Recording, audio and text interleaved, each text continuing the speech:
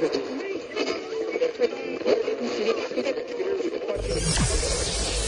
ready for unique, rare, and little-known treasures from the golden age of radio. You're listening to The Amazing World of Radio with Adam Graham.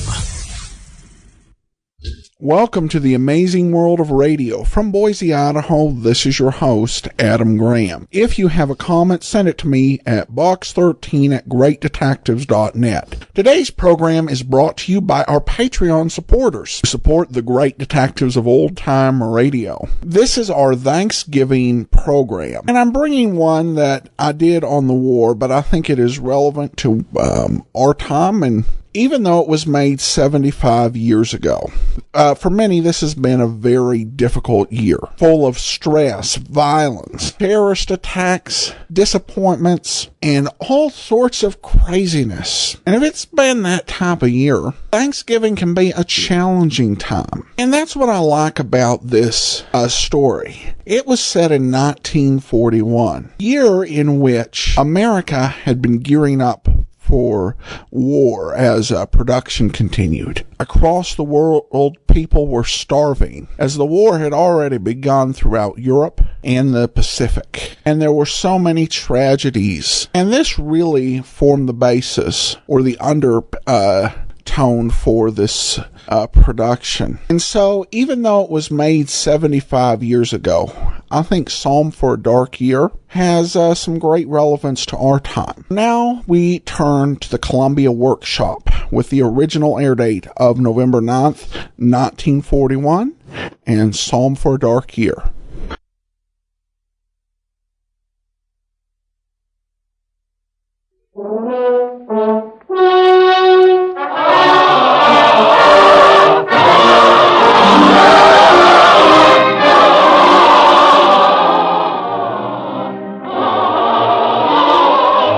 Columbia Workshop presents program number 26 of 26 by Corwin.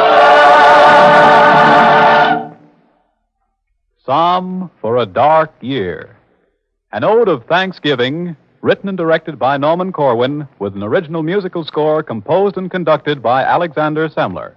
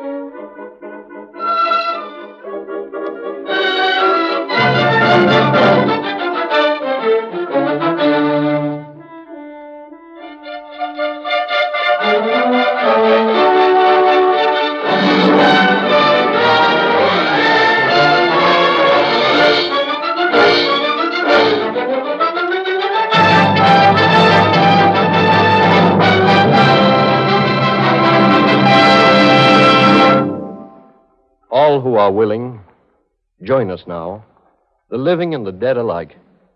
Sit round our votive table and give thanks where thanks are due. We shall give thanks tonight for song and bread and such a thing as love and dogged hope, and for the guarantee of morning somewhere at some season. You must bring with you to the feast an offering. It can be little, one good grape, a grain of cinnamon, a sentiment, 3 bars of an old folk song, half a notion, a living thing that's glad of living, be it a mosquito fresh from lava or a floating spore. Sit where you will. There are no place cards here and no priority. The good right hand of fellowship is at your left, and at your right, perhaps, an antique pharaoh or a medieval saint, a poet temporarily run out of couplets, or a plumber just arrived from the installing of a sink. Please note there is no head to this round table. Instead, an empty chair reserved for any perfect man, and therefore fated to be empty. First now, the breaking of the bread. Who will say grace? St. Paul, will you kindly?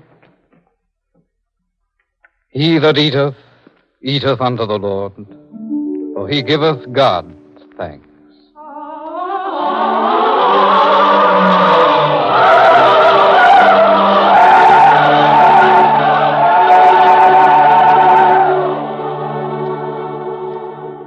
There will be music such as this throughout, for song is celebration, whether it is tuned to joy or woe or to the passions in between.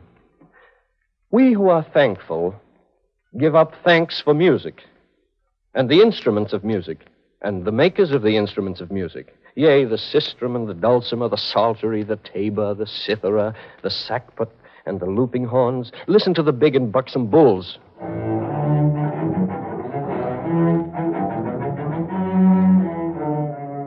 The gentle fiddles gambling across the staves. The piquant flute. The pastoral and plaintive oboe singing of nostalgias we must always know.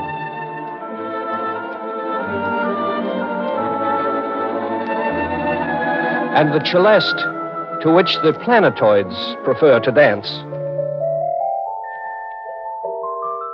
Also, that wondrous instrument which can speak words and give them meaning, inflect them, playing on the mind a spirit bowstring, the human voice, the various and sweet and pungent human voice, now seraphim, now Satan.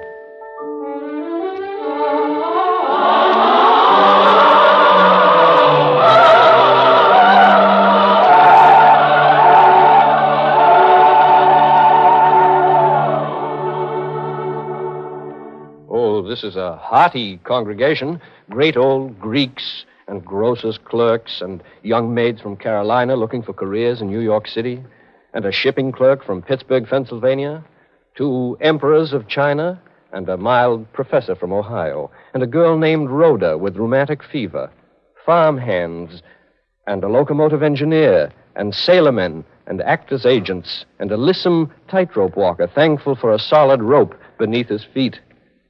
Each is thankful in his fashion and his measure. I, for the earth and weathers, being a farmer, for the sun, which is good, and the rain, which is good, and for the rising before dawn, and the frosty air, and the placid animals, to whom I am the god of feed, the giver of the corn and grain. And I am thankful for the day, which is good, and the night, which is good, and for the hard one sleeping, which is also good. And I am thankful for the plow in my hand, and the tilling of the land in fall, for crops to be sown in winter, and the tilling of the land in spring, for the Indian corn of summer. I am not thankful for potato bugs or the maize smut, but am for the well-framed orchards and the grafted trees and the gathered harvest. I am thankful for the day which is good. I am thankful for the night which is good. And I am thankful for the sun. I am thankful for the rain. I am thankful for the plow in my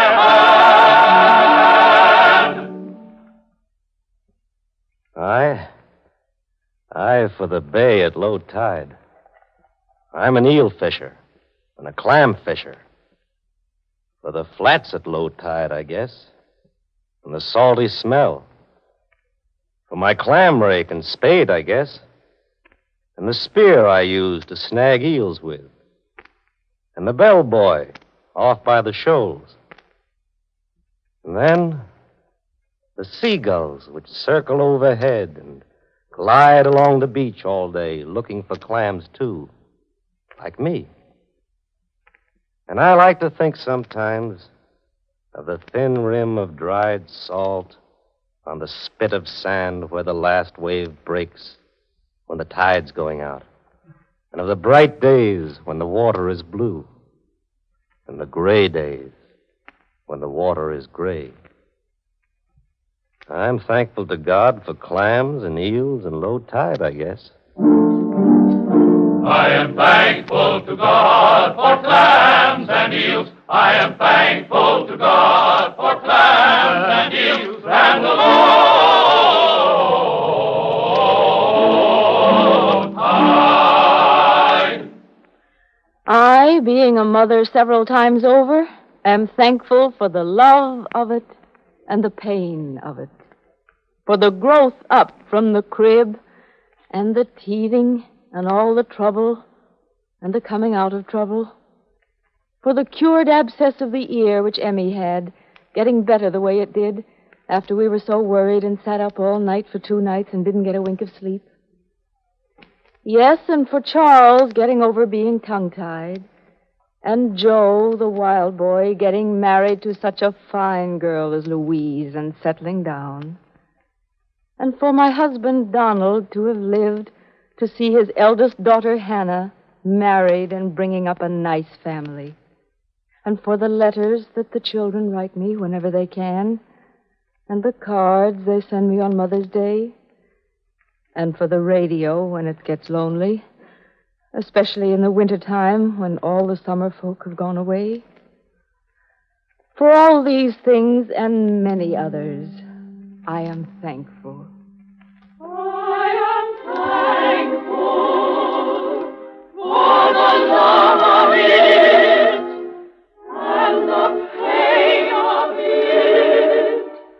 I am thankful for the love of it and the pain of it. What of the seasons? Shall we not say thanks for seasons and the zones between them, when they are neither here nor there, but surely coming?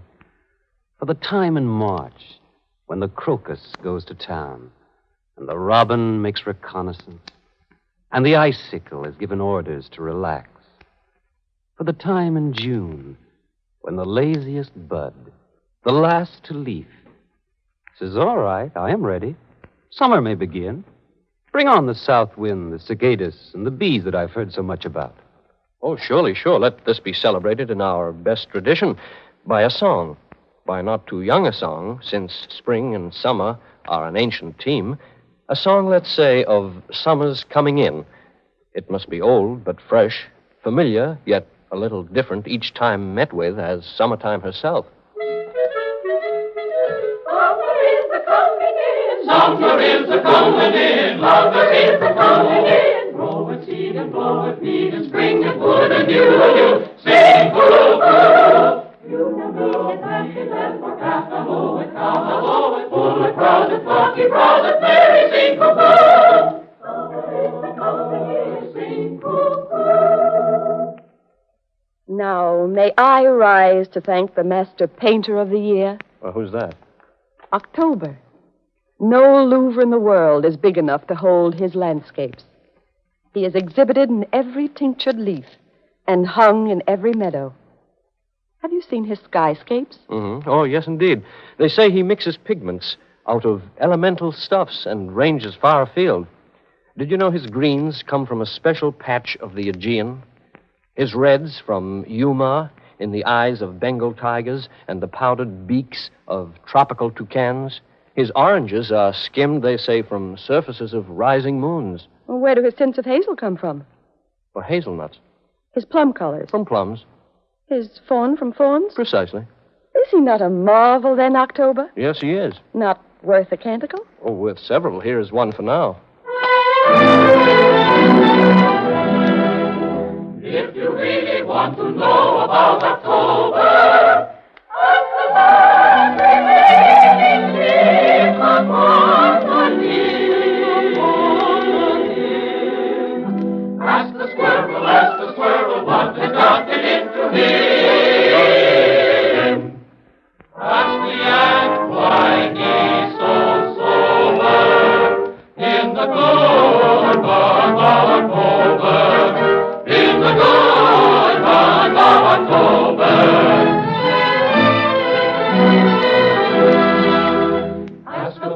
pumpkin and on the corn, and the crisp and sunny earth, and the woodlands and the hollows, and the robins and the swallows. If you really want to know about a Corwin.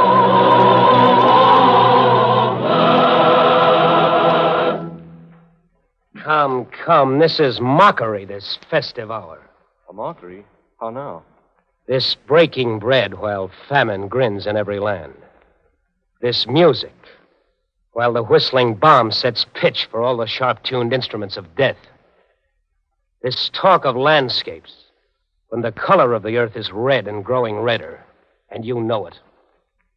Are you proposing thanks? Yes, we are. Why, if Satan himself was sitting here among us, he could reasonably proffer thanks to all of our kind for many favors done him and continuing. His horsemen thunder down the ways. His legions multiply like festering bacteria. How can our thanksgivings be unaffected knowing this? Look, no empire built of darkness and disease of soul shall give us pause. The interlocking fury of free men will, like a blinding and a sterilizing shaft of light, nullify such decay. What comes of festering bacteria in the sunlight? It doesn't matter. While we speak, new fallen angels plummet from the skies like a malignant hail. The air is ashriek with misery. Yea, the earth is fevered. Pity and mercy both are exiled to a foreign star. And charity's aghast to see 1,000,000 of our brothers writhing in the puddle of their blood. Has there ever been a tempest time did not outride? The truth that was mixed in with the molten ores when still our smoking planet sought a place among the systems, that truth awaits extraction like a rare but mighty radium deep in the bowels of the earth. Those who have held it shining in their hands never will be countervailed. Never countervailed. Though crucifixion test it, and armies of defenders stagger backward through the night. Once we understand, no weapon in the hand of any host of any hell can strike asunder man from man. Brothers are not for long divisible. Let us be thankful now for this.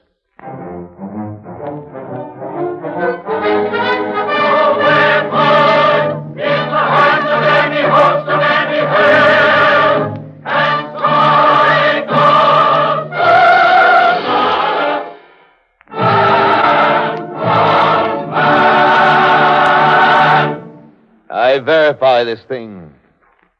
I, who have come a long distance to this table and must go far hence. I verify this thing, that brotherhood is not so wild a dream as those who profit by postponing it pretend. It cannot be that common kindness and a working plan are more bizarre imaginings than that a man should squeeze the world into a room and speak across it casually and be heard. I am a wanderer. Was born in exile as my father was, and as my children will be. I am of a race which lives in every clime and under every flag except its own. I verify this thing.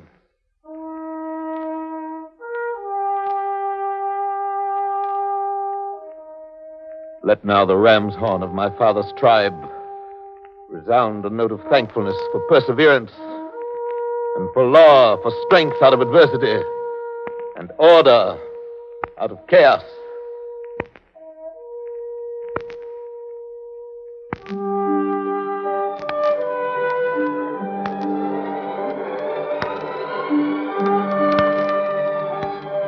Listen to it. As the shrill wind blowing down the wrinkled plains of Shinar through the selfsame wildernesses, past the hoary head of Sinai, blows the melancholy shofar.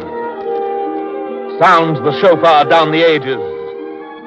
Egypt, Jericho and Persia, Greece and Rome, and the dispersion, pogrom, ghetto, inquisition, past the rise and fall of empires, past the ebb and flow of eras, through the gauntlet of affliction, index in humanitarum, pox and phthisis, plague and cannon, still, above the blare of trumpets, still above the brass of hatred, blows the horn of benedictions. Men have listened. Men have listened. They will listen yet tomorrow for the horn of benediction. For the horn of benediction.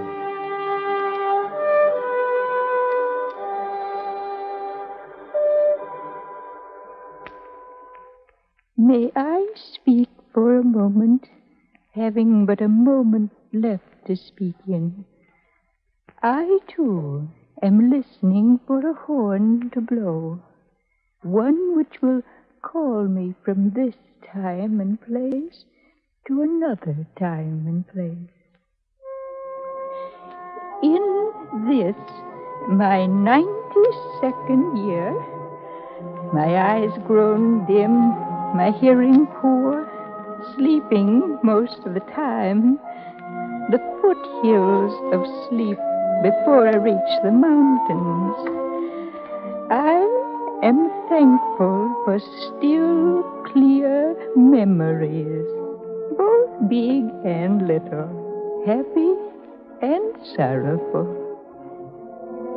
Of the dress I wore at Lincoln's second inaugural ball. Of meeting Edward on a sleigh ride one December night when the moon was new and Mount Toby lay frozen under stars that seemed so low you could almost touch them. Of the morning Ralph was born. Of how little Edwina died of the diphtheria. Of all the other memories, the many, many other things too full to hint at, too many to contain. I joke with my grandchildren when they come to see me now. I tell them I'm like a Minuteman, ready to go at a moment's notice.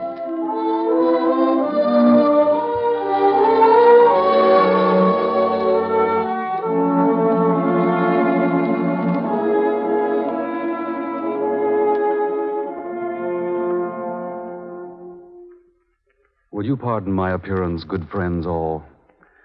I am but lately risen from the grave, one of 100 who were stood one morning, one bright morning, between a dozen muzzles and a wall.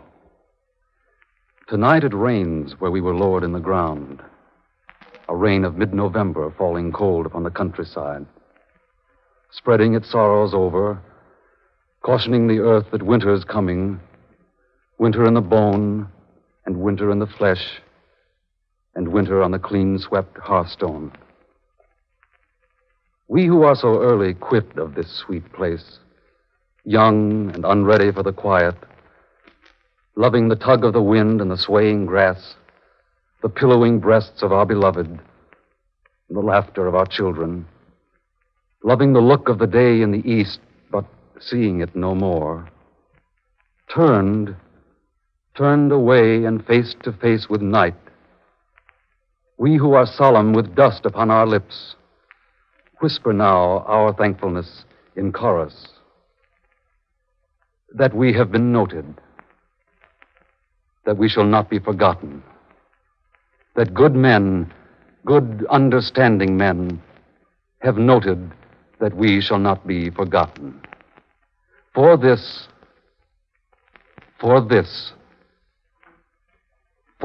much thanks.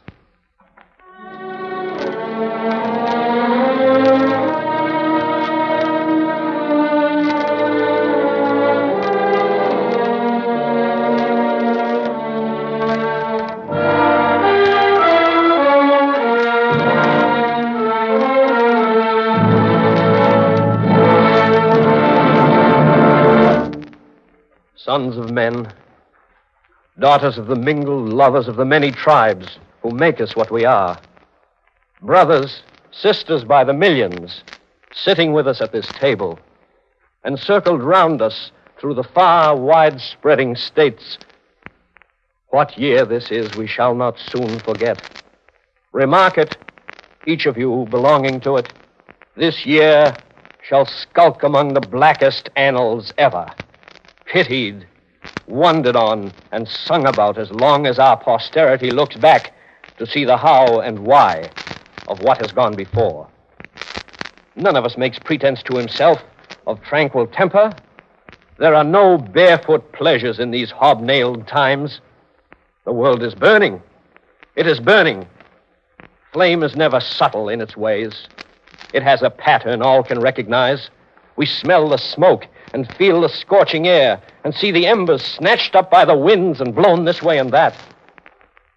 But we are thankful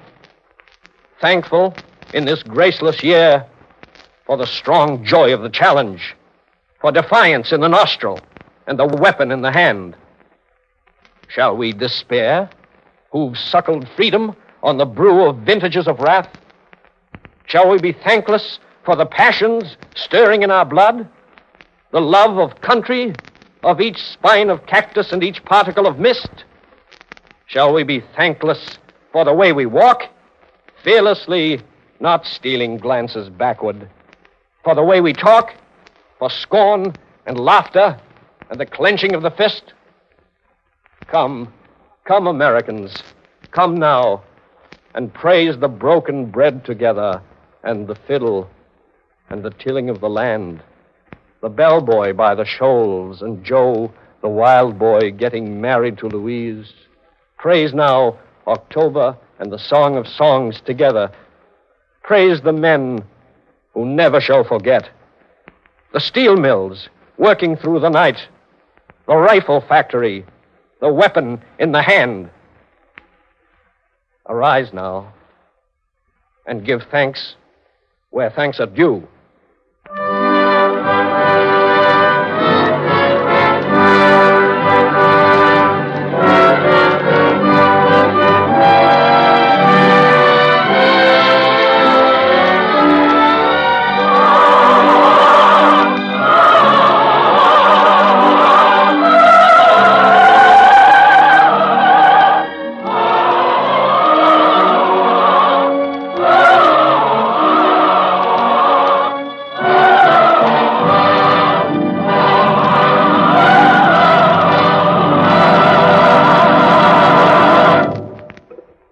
You have been listening to Psalm for a Dark Year, a Thanksgiving ode written, directed, and produced by Norman Corwin as program number 26 in the Columbia Workshop special cycle 26 by Corwin. The musical score was composed and conducted by Alexander Semler. The principal narration was done by Mr. Corwin. Others in the cast were Martin Gable, Parker Fenley, Ann Boley, Frank Lovejoy, Martin Wolfson, Hester Sundergaard, Sidney Smith, Gene Ellen, Eon Martin, and Charles Carroll. In closing 26 by Corwin, we present Davidson Taylor, who resumes next week as producer of the Columbia Workshop. Tonight we have heard the last broadcast in what has been, even for the Columbia Workshop, a most unusual series. 26 shows written, directed, and produced by one man.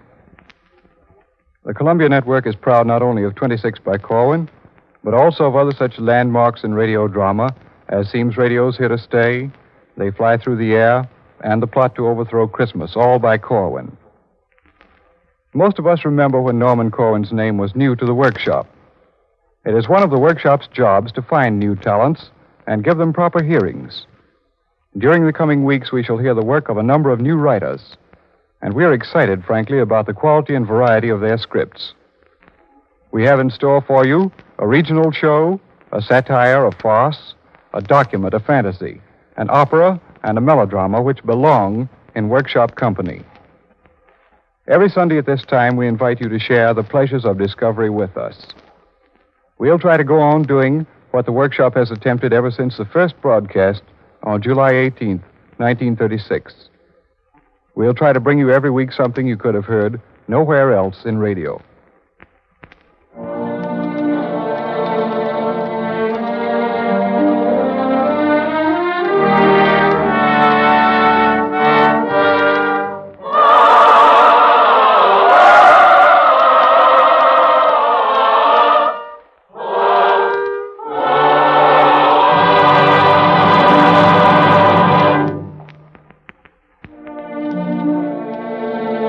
This is the Columbia Broadcasting System.